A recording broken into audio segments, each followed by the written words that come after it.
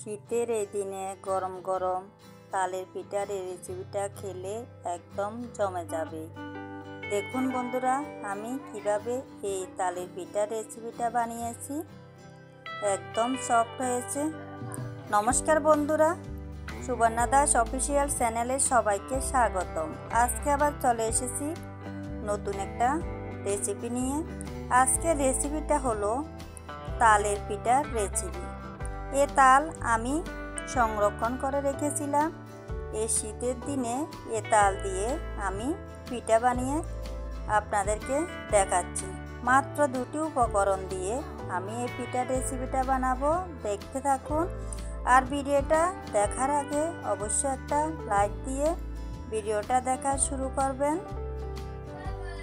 আর আমার এই পিঠার রেসিপিটা আমি কিভাবে তৈরি করেছি তা দেখতে থাকুন। দেখুন, আমি এখানে 2 কাপ পরিমাণে তাল নিয়েছি।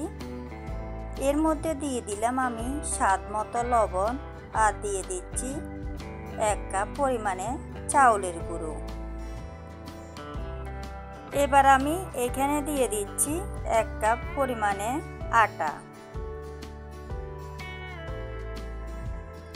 এবার আমি দিয়ে দিচ্ছি 1 কাপ পরিমাণে চিনি। এবার হাত দিয়ে ভালো করে মাখিয়ে নেব। হাত দিয়ে ভালো করে মাখিয়ে নিতে হবে, তাহলে পিঠা রেসিপিটা খুবই ভালো হবে। দেখুন আমি কিভাবে মাখিয়ে নিচ্ছি। এভাবে আপনারাও মাখিয়ে নেবেন। আমার এই রেসিপিটা যদি আপনাদের ভালো লাগে তাহলে লাইক কমেন্ট শেয়ার করে দেবেন। আর নতুন কোনো বন্ধু যদি আমার এই রেসিপিটা দেখে থাকেন, আমার চ্যানেলটা সাবস্ক্রাইব করে দেবেন এবং নোটিফিকেশান অন করে দেবেন। তাহলে আমি যখনই নিত্য নতুন ভিডিও আপলোড করব সর্বপ্রথম আপনাদের কাছে চলে যাবে। দেখুন বন্ধুরা, আমি এখানে আর একটুও জল ব্যবহার করিনি। এভাবে আমি মাখিয়ে নিয়েছি। এবার আমি 10 মিনিটের জন্য রেস্টে রেখে দিচ্ছি। 10 মিনিট পর আমি চলে এসেছি। দেখুন, চিনিও প্রায় গলে গেল, একদম নরম হয়ে গেল। এবার আমি এখানে দিয়ে দিচ্ছি 2 চামচ পরিমাণে দুধের গুঁড়ো। এই দুধ পাউডারের গুঁড়ো দিয়ে আবারও আমি হাত দিয়ে ভালো করে এই ব্যাটারটা মাখিয়ে নেব। এই ব্যাটারটা যত বেশি মাখিয়ে নেবেন তত পিঠা খুবই সফট হবে। দেখুন, এভাবে হাত দিয়ে ভালো করে মিশ্রণটা তৈরি করে নিয়েছি। একদম জল দেওয়া লাগেনি।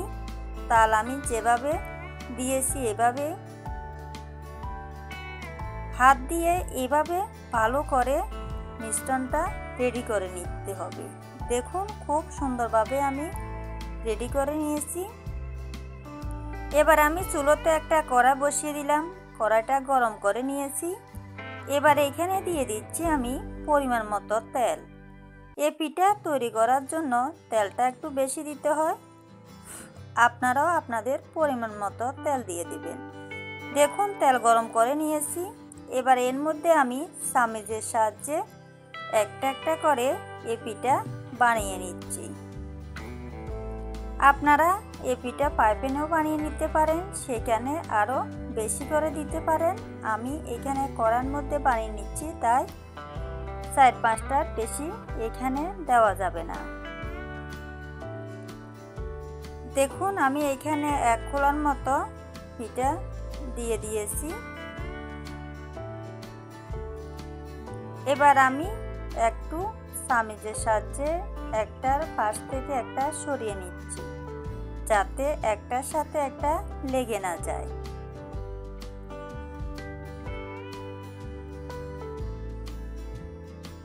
এভাবে আমি এই পিঠা তৈরি করে নেব। দেখুন, পিঠা প্রায় ফুলে উঠেছে। এবার আমি উল্টিয়ে দিচ্ছি। এই পিঠা আপনারা একদম মচমচে করে ভেজে নেবেন, তাহলে খেতেও খুব দুর্দান্ত লাগবে। এভাবে আমি সব পিঠাগুলো উল্টিয়ে দিলাম। এবার অপর পাট হওয়া পর্যন্ত অপেক্ষা করতে হবে।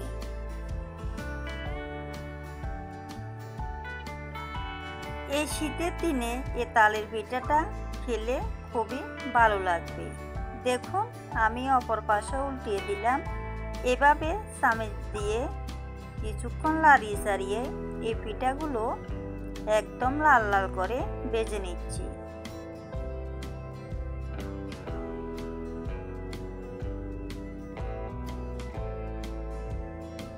দেখুন এই পিঠা হয়ে গেল। এবার আমি তুলে নিচ্ছি। এভাবে এই পিঠাটা বানিয়ে নিলে খুবই মুচমুচে হয়। এবার আমি আবারও এক খোলার মতো দিয়ে দিচ্ছি। এভাবে আপনারাও এই পিঠার রেসিপিটা বানিয়ে নেবেন, দেখবেন খুবই ভালো লাগবে। তালের পিঠা বানানোর জন্য আলাদা কোনো জল ব্যবহার করলে এই পিঠাটা টেস্টটা পাওয়া যাবে না। যে তাল ছিল এ তাল দিয়ে আপনারা এই পিঠাটা তৈরি করবেন, তাহলে খেতেও খুব দুর্দান্ত লাগবে। দেখুন একদম ফুলকোভাবে এই পিঠাগুলো হয়ে গেল। একদম লাল লাল করে ভেজে নিয়েছি। আজ এ পর্যন্তই বন্ধুরা, সবাই ভালো থাকবেন, সুস্থ থাকবেন।